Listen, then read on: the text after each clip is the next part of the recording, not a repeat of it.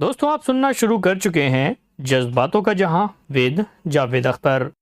आज मैं लेकर आया हूं रहस्य और रोमांच की दुनिया में उभरते हुए लेखक की एक कहानी, जो कि सौभाग्य से मेरे साथी भी हैं। तो आइए सुनते हैं राजीव रोशन की लिखी हुई कहानी बहरूपिये की गवाही।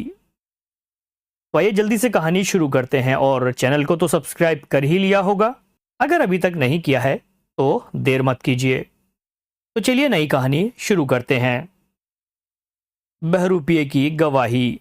ऊंचे ऊंचे देवदार और बलूत के पेड़ों ने सूरज की रोशनी को पूरी तरह से ढक लिया था, जिसकी वजह से दोपहर के वक्त भी उस जंगल में शाम का एहसास हो रहा था।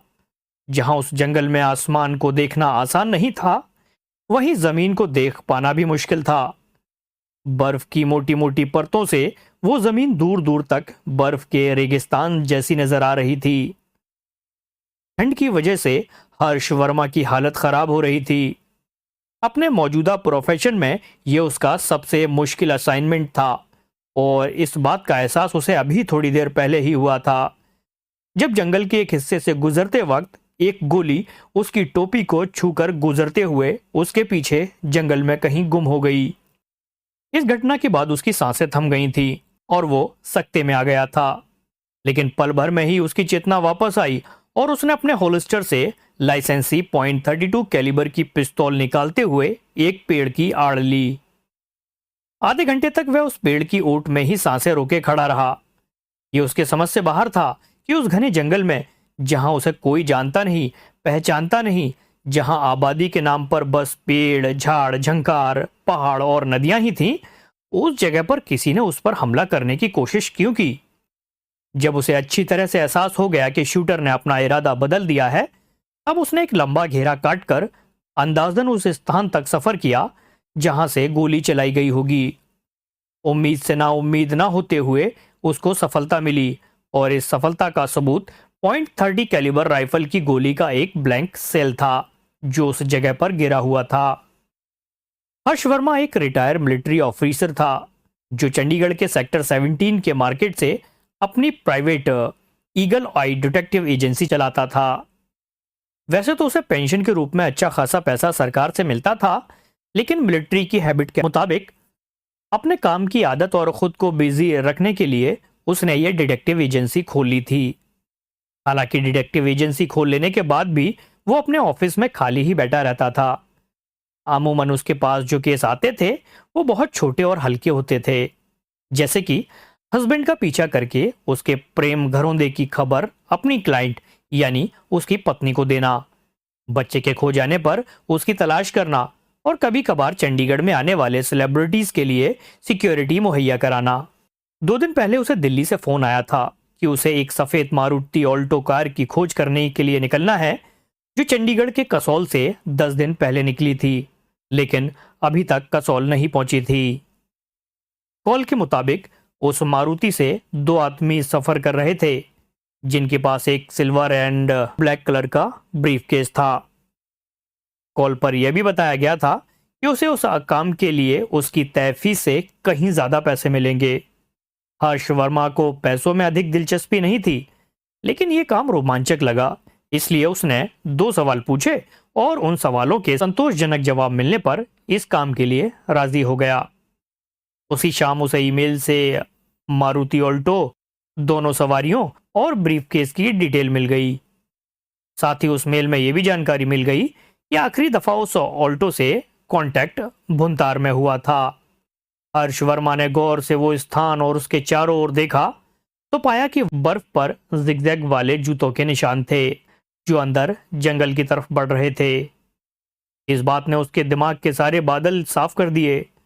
वो दुविधा में था कि इन जूतों के निशान के सहारे गोली चलाने वाले शूटर तक पहुंचे, ये जिस काम के लिए आया है उस पर ध्यान दे। आखिरकार उसने फैसला कर लिया कि वो अपने काम पर ध्यान देगा, और अगर कहीं रास्ते में शूटर के साथ उसका टकराव हुआ तो उसकी भी खबर ले लेगा। हर्ष वर्मा अपनी तलाश में अंदर तक जंगल में घुसता चला गया, लेकिन काफी अरसे के बाद भी उस एरिया में उसे अपनी तलाश का कोई अंजाम नहीं मिला। वह उत्तर दिशा में लगातार चलता जा रहा था, जहां जंगल और घना होता जा रहा था। अचानक वह रुका और अपनी दाहिनी ओर देखा। उसे 100-150 मीटर की दूरी पर एक छोटी सी लकड़ी की झोपड़ी बनी हुई थी, जिससे हल्का हल्का धुआं उठ रहा था। वो धीरे धीरे सदे हुए कदमों से उस झोपड़ी की तरफ बढ़ा। इस दौरान उसने अपने होल्स्टर से पिस्तौल निकाल ली। किसी अनहोनी से बचने के लिए ही वह इस तरह से एक्ट कर रहा था। उसे आशंका थी कि कहीं गोली चलाने वाला इसी झोपड़ी में ना हो। सांस रोके हुए झोपड़ी के दरवाजे पर पहुंचा तो उसकी नजर बाहर दीवार पर टंगे जूतों पर पड़ी। उसने जूतों को तले की तरफ से पलट कर देखा, लेकिन उसके सोल का पैटर्न उस पैटर्न से बिल्कुल नहीं मिलता था जिसे उसने जंगल में देखा था। उसने दरवाजे को नॉक करते हुए धक्का दिया तो दरवाजा कराहते हुए खुल गया।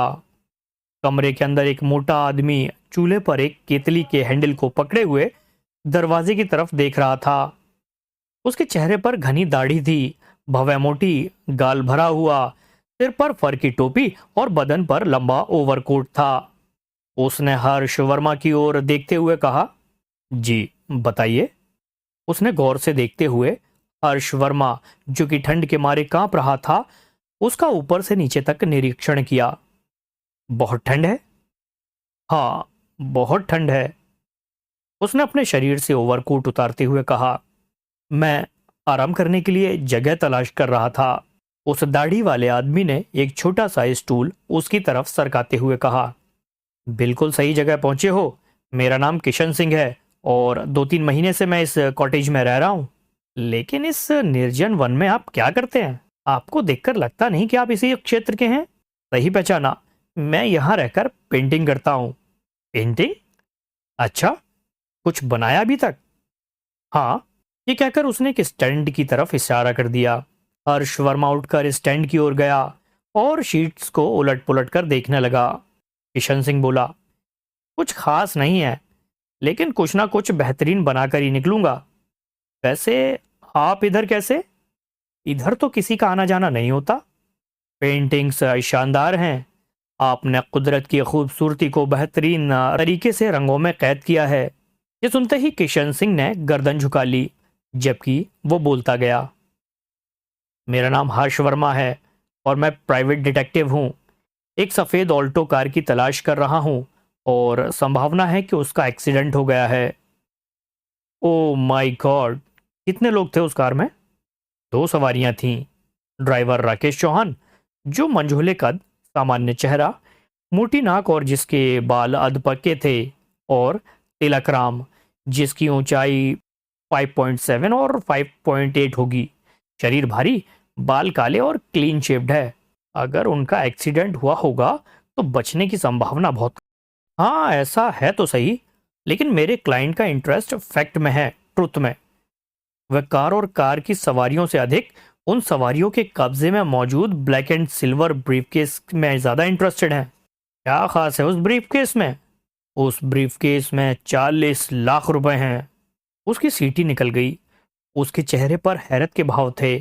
उसने पूछा, इस तरफ 40 लाख रुपए किस काम के थे? ये मेरे क्लाइंट का मसला है। मैंने उनसे कोई वजह नहीं पूछी। तो उस ऑल्टो को तलाश करते करते आप इस निर्जन वन में कैसे पहुंच गए? एक्चुअली वो कार 10 दिन पहले ही कसोल के लिए निकली थी, लेकिन अपने गंतव्य स्थान पर नहीं पहुंची। 2 दिन पहले जब मुझे ये असाइनमेंट मिला तो अपने क्लाइंट से मिली जानकारी के हिसाब से उस कार से आखिरी कांटेक्ट भुंतार में हुआ था। मैंने अपने क्लाइंट से उन दोनों व्यक्तियों के पास मौजूद मोबाइल नंबर लिया और अपने एक मित्र को दे दिया जो एक टेलीकम्युनिकेशन कंपनी में काम करता था, ताकि उन दोनों मोबाइल नंबर की गतिविधियां जान सकूं। जब मुझे दोनों मोबाइल नंबर्स की एक्टिविटी मिली तो उसमें साफ दर्ज था कि भुंतार के बाद दोनों में से किसी ने कहीं भी संपर्क नहीं किया था। फिर मैंने भुंतार और कसोल के बीच लगे मोबाइल टावर्स की लिस्ट निकाली। एक मित्र की मदद से जिस दिन वह कार गायब हुई, उस दिन उन टावर्स पर आए कॉल डिटेल के साथ जब दोनों नंबरों को सर्च किया तो पता चला कि गांव शरनी के टावर्स पर तो ये नंबर आ रहे थे, पर गांव शत के टावर पर नहीं आ रहे थे। फिर मैंने अपनी जांच की दिशा को फील्ड में उतरकर आगे बढ़ाया। शत और शरनी गांव में किसी ने भी उस ऑल्टो को नहीं देखा और ना ही किसी प्रकार के एक्सीडेंट की खबर भी लगी थी। मैंने दोनों गांव के बीच की सड़क का मुआयना किया, लेकिन किसी तरह के एक्सीडेंट का कोई सुराग हाथ नहीं लगा।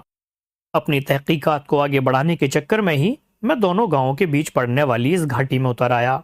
ओह, आपने वाकई बहुत मेहनत की और बहुत जल्दी कई चीज़ों का पता लगा लिया।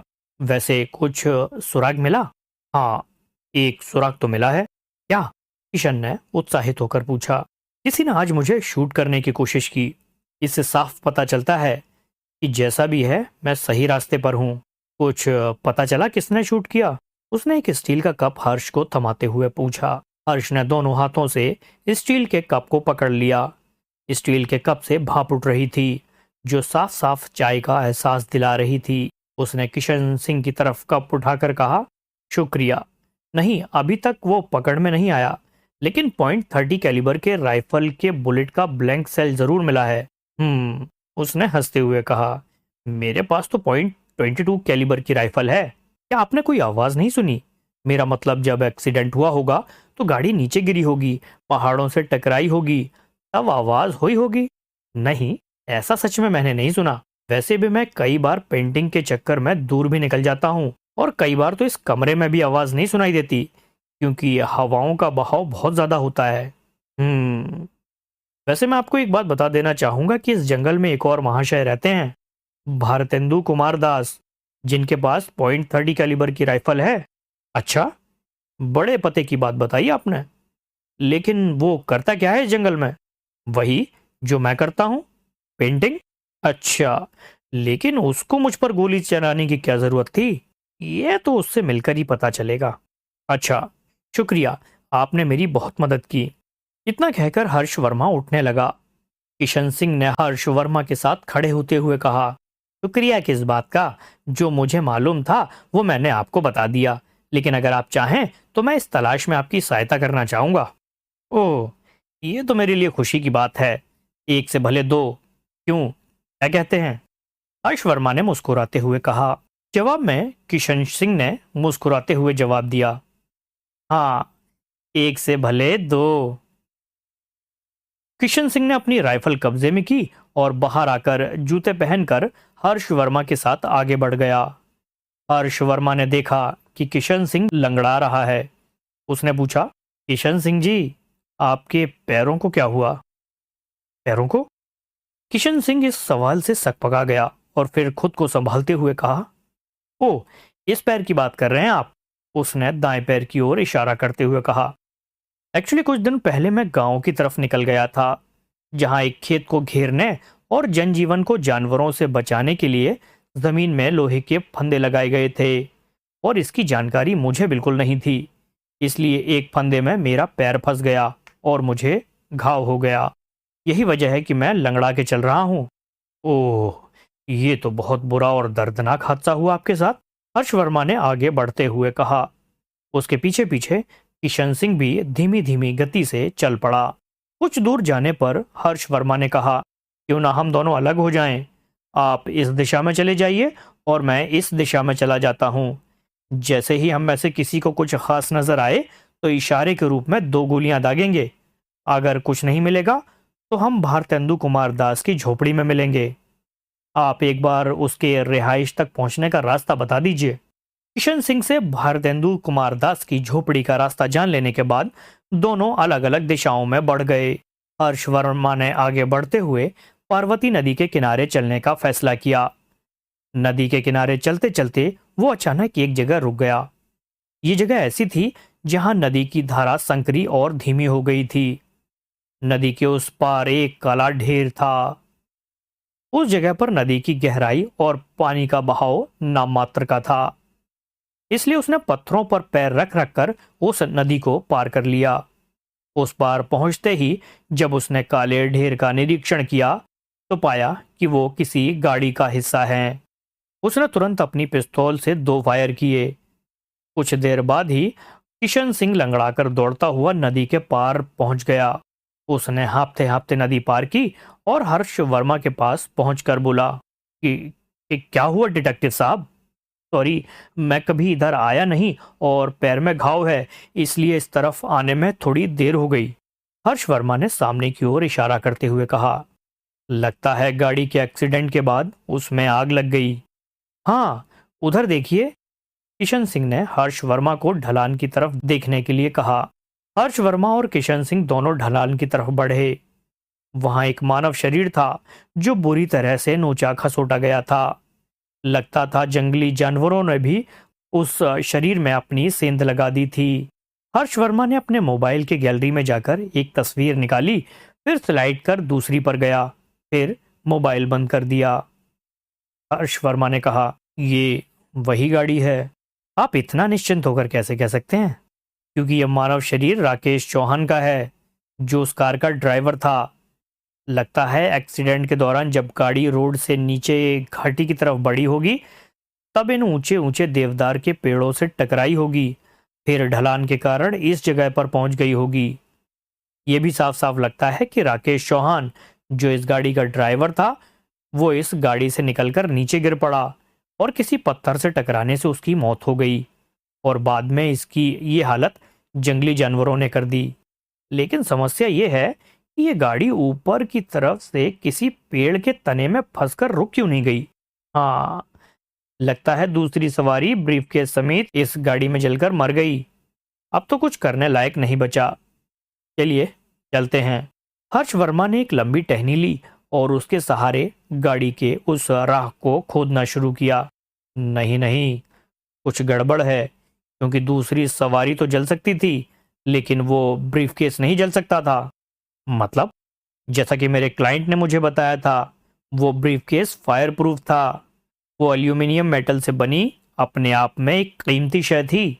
इसलिए ऐसा लगता है कि कोई तो फाउल प्ले हुआ है। किशन सिंह ने कुछ कहा नहीं, लेकिन होठों की बुदबुदाहट ने एक नाम जरूर लिया। हर्ष वर्मा ने कहा, चलो अब एक बार भारतेंदु कुमार दास से भी मिल लेते हैं। सूरज अपने अंतिम पड़ाव पर पहुंचने जा रहा था, जिसकी वजह से अंधेरा अपना रंग जमा रहा था। दोनों धीरे धीरे सावधानी से भारतेंदु कुमार दास की झोपड़ी की ओर बढ़ रहे थे। उस घने जंगल में उस झोपड़ी तक पहुंचने का सिर्फ एक आसान जरिया था कि उसकी चिमनी से उठ रहे धुएं को फॉलो किया जाए। उस झोपड़ी के करीब पहुंचते ही हर्ष वर्मा ने अपनी बंदूक अपने हाथ में ले ली। दरवाजे पर पहुंचते ही उसने झटके से दरवाजा खोल दिया। वहां उसके पीछे पीछे किशन सिंह अपने हाथों में राइफल लिए एड़ियों के सहारे अंदर घुसा। एक नजर देखने से पता चल रहा था कि अंदर कोई नहीं है, लेकिन जल रहे चूल्हे पर चढ़ी केतली में उबलते पानी से साफ साफ पता चल रहा था कि उस झोपड़ी का मालिक आसपास ही है। हर्ष वर्मा ने किशन सिंह को निर्देश देते हुए कहा, लगता है वो वापस आने वाला है, तुम बाहर देखते रहना, तब तक मैं देखता हूं कि ब्रीफकेस कहाँ है। हर्ष वर्मा ने उस झोपड़ी की अच्छी तरह से तलाशी ली, लेकिन कोना कोना और एक एक चीज को अच्छी तरह से देख लेने के बाद भी वहां ब्रीफकेस और पैसे का नामो निशान नहीं मिला। सबसे हैरानी की बात यह थी कि जैसा किशन सिंह ने बताया था, उस हिसाब से भारतेंदु एक पेंटर है, लेकिन उसके कमरे में पेंटिंग से जुड़ा रंगों का कोई बॉक्स मौजूद नहीं था। हाँ, पर कुछ कोरे पोस्टर जरूर मौजूद थे। उसने अपनी कमर पर दोनों हाथ रखकर हताश अवस्था में पूरे कमरे में एक बार फिर नजर दौड़ाई। फिर उसकी नजर झोपड़ी से बाहर लकड़ी के टीले पर गई, जो बर्फ से पूरी तरह ढका हुआ था। वो बाहर निकलकर टीले के करीब पहुंचा और एक एक करके लकड़ी उतारने लगा। आखिरकार उसकी मेहनत सफल हुई और उसकी नजरों के सामने उस लकड़ी के टीले के बीच से वो ब्रीफकेस बरामद हुआ। ये हूबहू वही ब्रीफकेस था जिसके बारे में क्लाइंट ने बताया था। हर्ष वर्मा ने गौर से उस ब्रीफकेस को देखा तो पाया कि उसकी सिल्वर पट्टी पर काला रंग लगा हुआ है।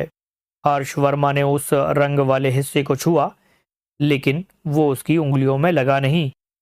हर्ष वर्मा वापस उस झोपड़ी में घुसा और उसे देखते ही किशन सिंह की निगाहें उससे सवाल पूछती नजर आईं। मिल गया। कमबख्त ने लकड़ी के टीले के नीचे छुपा रखा था। बहुत अच्छे, बाहर देखो, भारतेंदु आ रहा है। किशन सिंह ने उंगली के इशारे से हर्ष वर्मा को बाहर देखने के लिए कहा।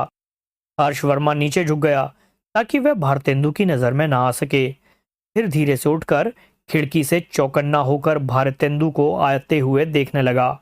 एक 40-50 वर्ष का व्यक्ति अपनी हाथों में राइफल उठाए उसे हिलाते हुए झोपड़ी की तरफ बढ़ रहा था। उसके दूसरे हाथ में एक पेंटिंग स्टैंड था और कुछ पेपर कलर बॉक्स था। जैसे जैसे वो करीब आ रहा था, हर्ष वर्मा उसके चेहरे को गौर से देख रहा था। भारतेंदु कुमार दास जैसे ही अपनी झोपड़ी के करीब आया तो उसकी नजर बर्फ में बने पैरों के निशान पर गई।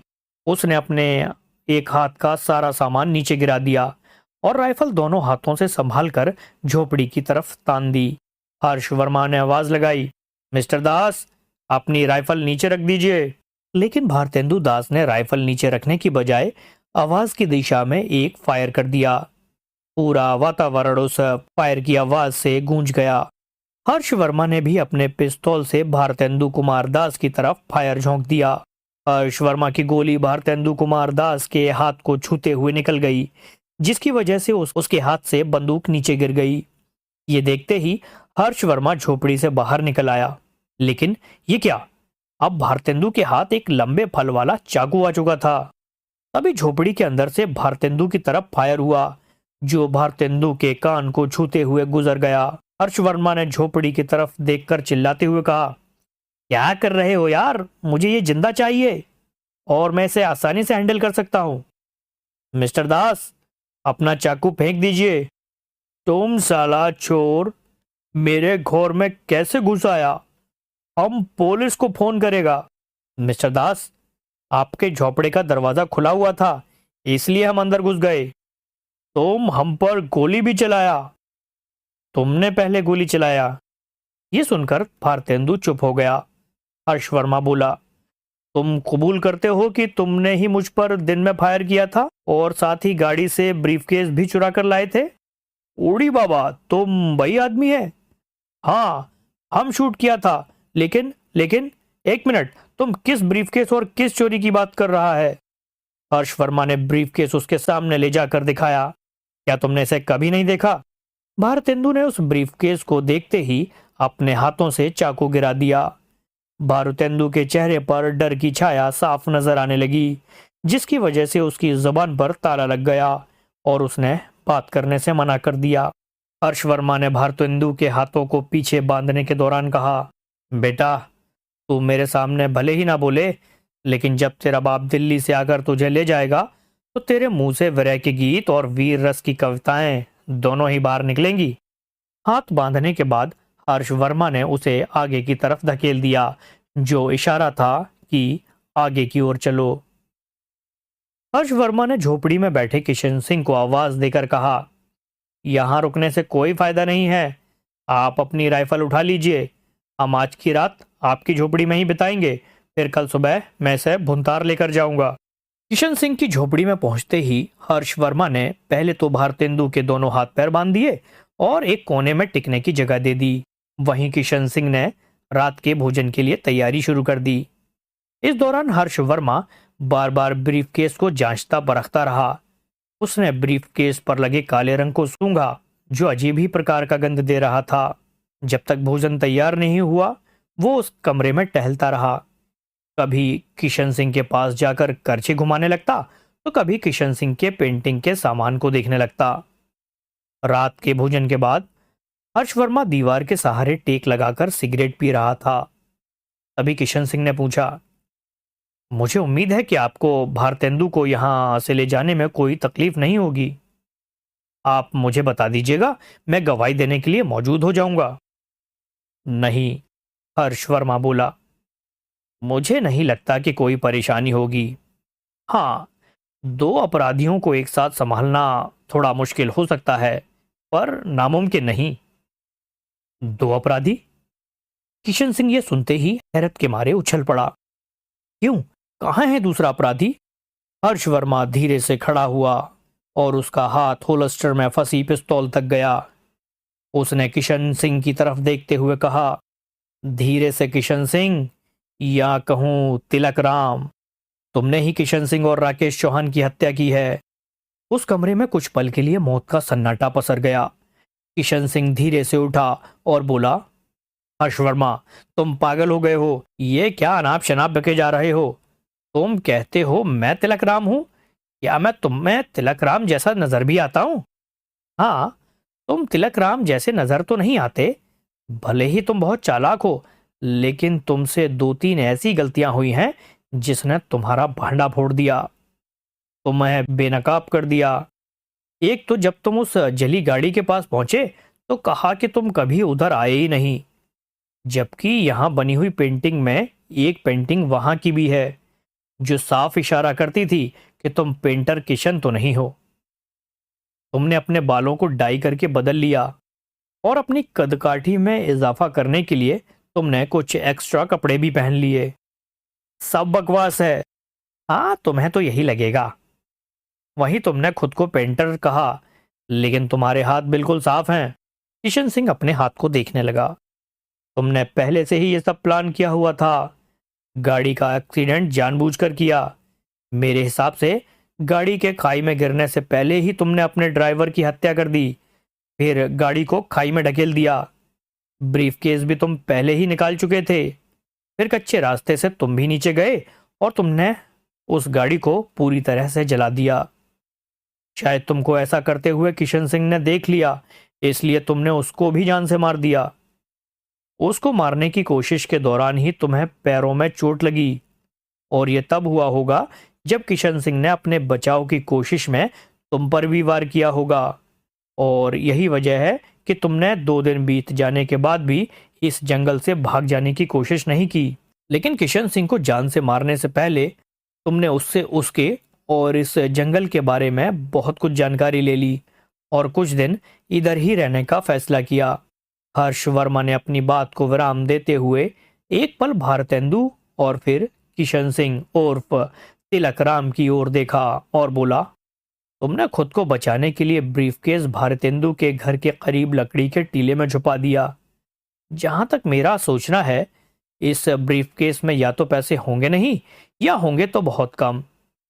मेरा मानना है कि भारतेंदु कोई पेंटर नहीं है, क्योंकि उसके घर में कोई पेंटिंग का सामान नहीं था। मेरे हिसाब से वो एक अपराधी है जो खुद को पुलिस से छुपा कर रखने के लिए इस जंगल में रह रहा है। तुमने इससे दोस्ती की और किशन सिंह की पेंटिंग से जुड़ी कई चीजें उधार दी, या हो सकता है कि किशन सिंह ने ही दी हो।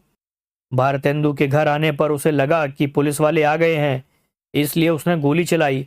लेकिन जब उसे पता चला कि वो चोरी और एक मर्डर के केस में नपने वाला है तो वो चुप हो गया। इतना कहकर हर्ष वर्मा ने भारतेंदु की तरफ देखा जो हामी भर रहा था।